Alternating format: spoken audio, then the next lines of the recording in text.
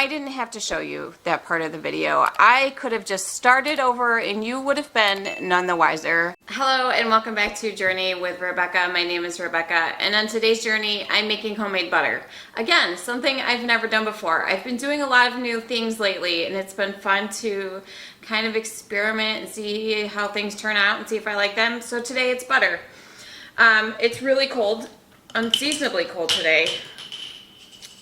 I dropped the cap. And I would prefer to be out in the garden, but it's cold, so I'm just going to make butter instead, which is really simple to do. All you need is 2 ingredients, really only 1 if you don't want salted butter. I'm taking 2 cups of heavy cream, and I'm going to add it to my vintage mixer. This was my husband's grandmother's mixer. So what I'm going to do is take my heavy cream, put it in the mixer, and turn it on, and then we're literally just going to mix. It's going to go through several stages of cream until we get to butter, and then we'll have butter. How easy is that?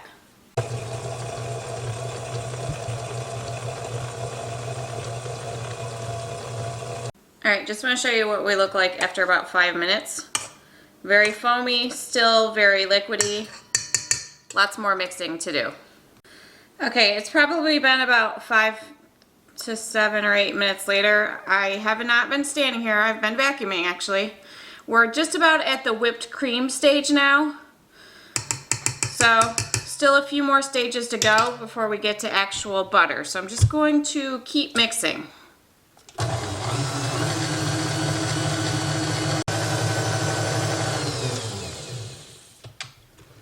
Okay, look how fluffy we are.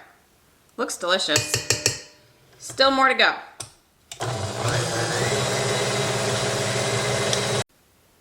Houston, we have a problem. Of course, why would anything go right?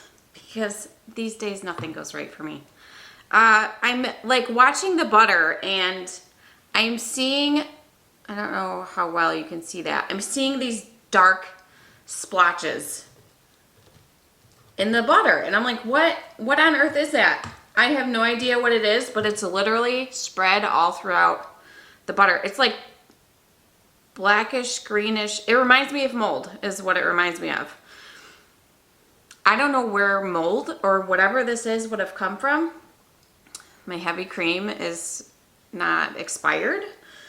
There was nothing else in the mixer, but I don't feel like I can use this because I have no idea what that is, and it's literally just spread all throughout. See that there? It's spread all throughout this, what would be butter. What the hell is it? I don't know.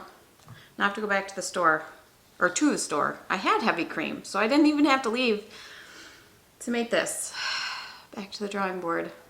I'm going to the store. So when I come back, I will be at this stage again, and hopefully there won't be whatever this foreign substance is in my butter. Oh no!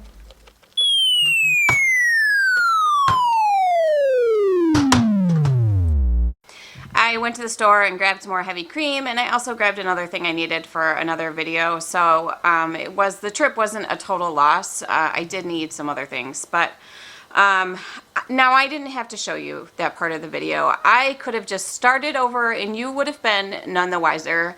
But I've always been my true authentic self on this channel, despite my learning curves and mistakes and however vulnerable that may make me be. That's just truly me. And like I said, I've never made butter before, but I definitely knew that whatever that was in the butter was not supposed to be there, and I don't want to feed my family anything that's going to cause them harm. So starting over again was totally worth it, and you seeing part of that process is just part of this journey. So I'm thankful for those that stick around with me. I couldn't make this up if I tried, but if it happened again. I'm almost at the buttermilk stage, and there's these disgusting moldy looking flecks.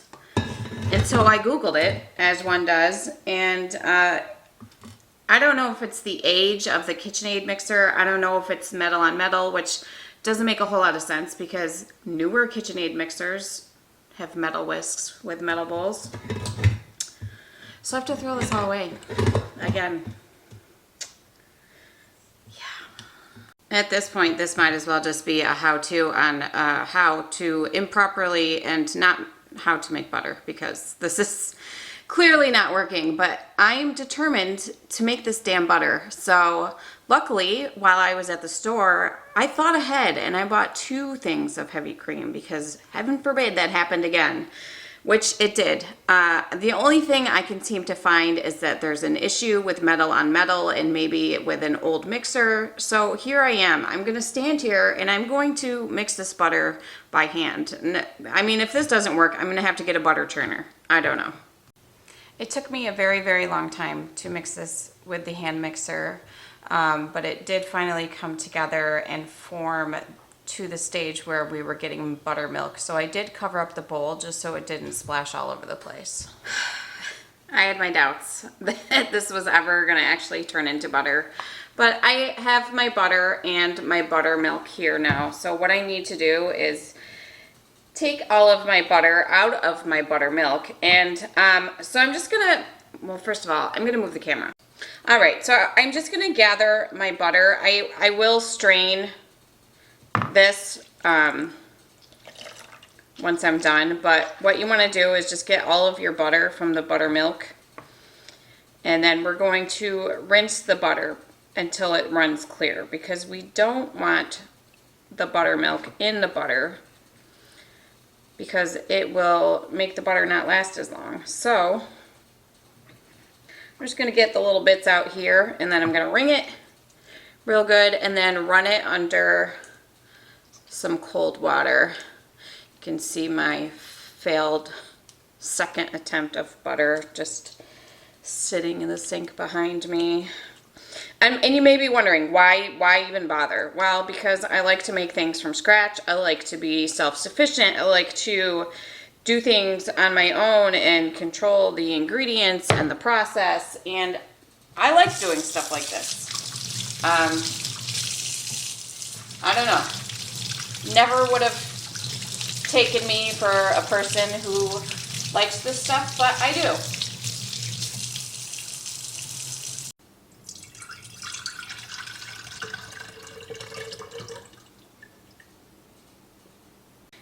I am really excited that I actually made my own butter.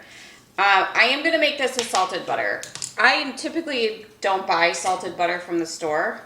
What I'm going to do is literally just put the salt on a plate. Only a quarter cup, can you imagine? A quarter teaspoon. I'm just going to put it on the plate, mix it in. It's messy, that's okay. I'm going to figure out how I want to form this, and then I should probably taste it. And I think maybe I'll toast a piece of sourdough bread. And then we have butter. It's exciting. Moment of truth. If all of my effort and mistakes and not working was worth it.